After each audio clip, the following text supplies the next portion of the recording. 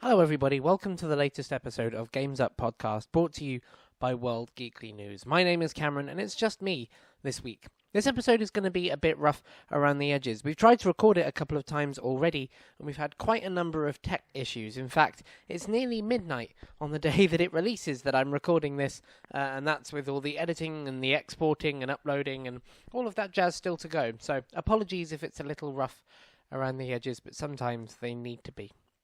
We wanted to talk this week originally in the show about some of the big things that happened in gaming in the past week. It's been a pretty major week. Sony announced for the first time in 24 years that they would not be attending E3, which makes me think that the first E3 probably happened around the time I was born. It's pretty weird.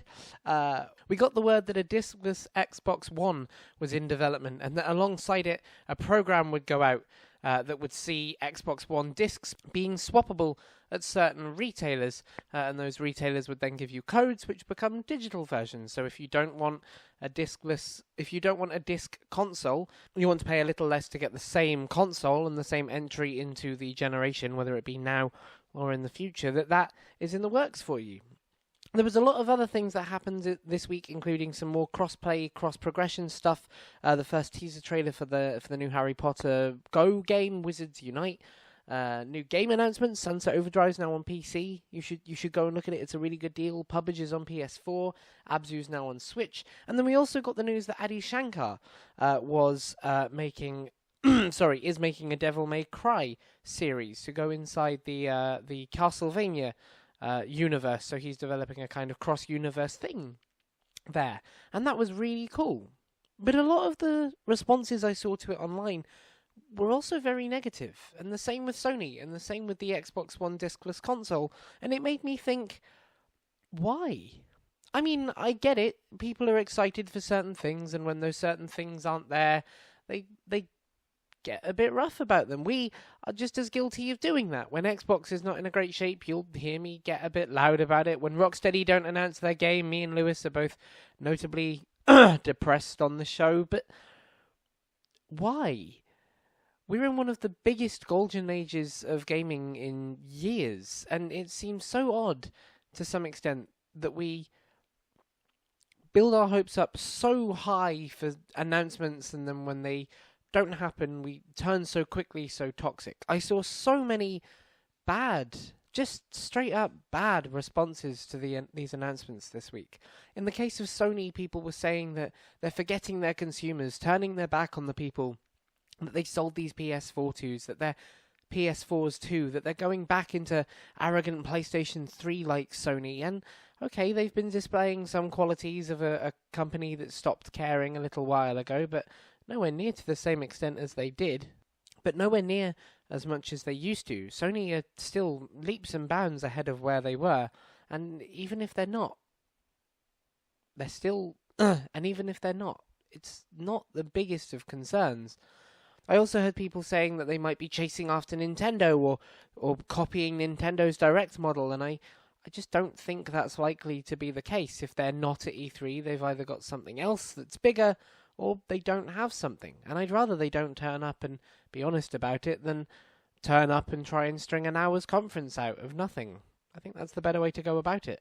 When it came to the discless Xbox One, I heard people saying that they're not giving people choice anymore, that they're trying to push their services in Games Pass, and yeah, they are. But isn't that better?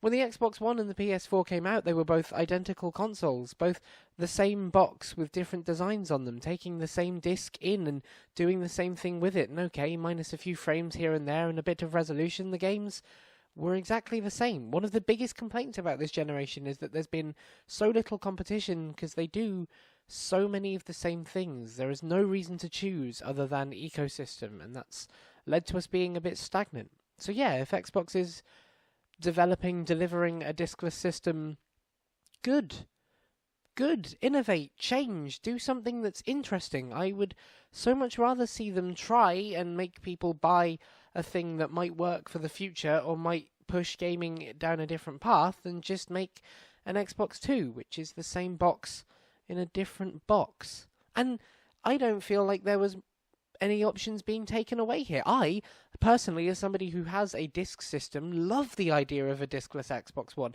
The idea that I could take a game that I buy elsewhere, take it to a trusted retailer and say, hey, here's my copy of Spyro, but I don't want a disc copy of Spyro, I want a digital copy of Spyro. And they give me one. That is perfect to me. I said I'd like something like this years ago. In my opinion, this isn't anything being taken or removed from us. This isn't consumers not being listened to. This is companies trying to find new ways to make their models and innovations work. And good. That's what led to some of the most interesting moves in gaming in the last 10 years. That's what's led to Xbox Live and PlayStation Network. That's what led to the Switch. And if we don't encourage these things, if we find ways to be critical about them every time, we might see them dry up.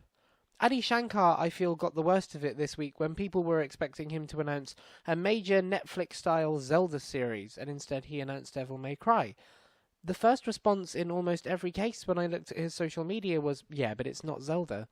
Well, okay, yeah, it's not Zelda, and there's an argument to be made that Zelda has a much longer, richer history, a much bigger prestige, as it were, that it's the bigger crown of all the crowns in gaming. But this was a series we didn't have last week.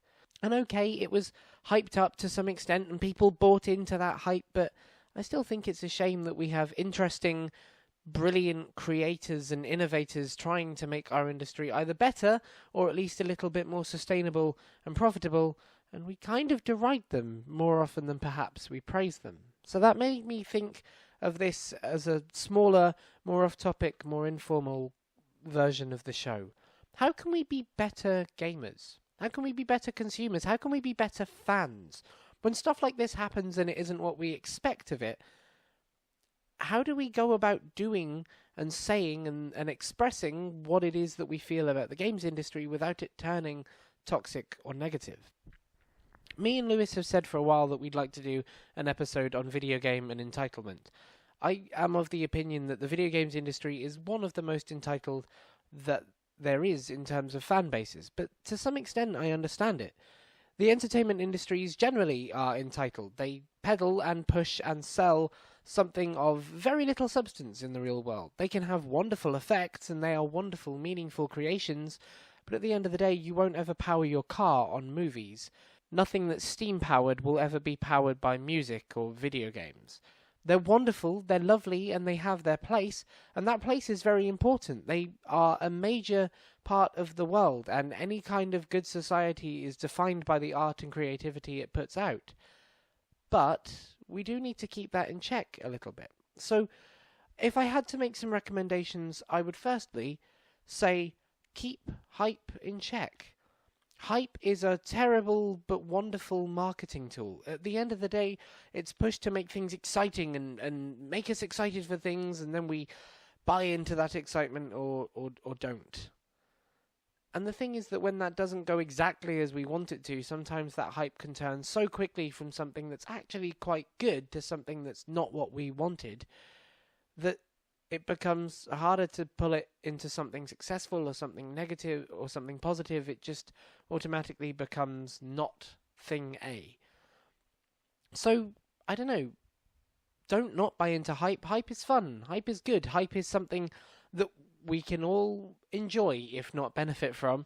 But just be a little more open-minded about it. If the next Rocksteady game is not another Arkham game, well, that's fine. I would rather they go and do something than not do anything, because they can't do that one thing, if that makes sense. If the next Rockstar game is not LA Noire 2, which is what I would love it to be, that's fine. It's still going to be good creators doing something interesting, and if it isn't, well, I can share an opinion on it. You can say, well, it's not for me, or I don't think that's very good, or I think it's bad, but it doesn't have to be an attack on the people making it or the decisions being made.